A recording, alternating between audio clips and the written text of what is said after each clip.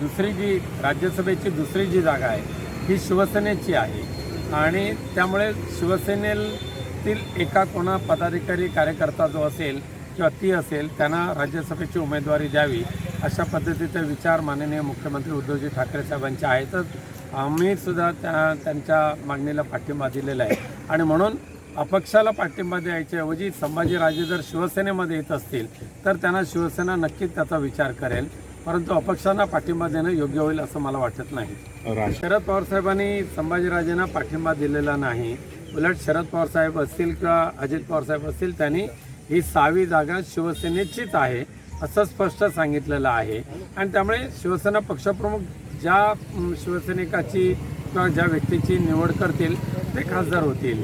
त्यामुळे राष्ट्रवादीने कोणत्या परिस्थितीत आमच्या माहितीप्रमाणे संभाजीराजेंना एकतर्फी पाठिंबा दिलेला नाही।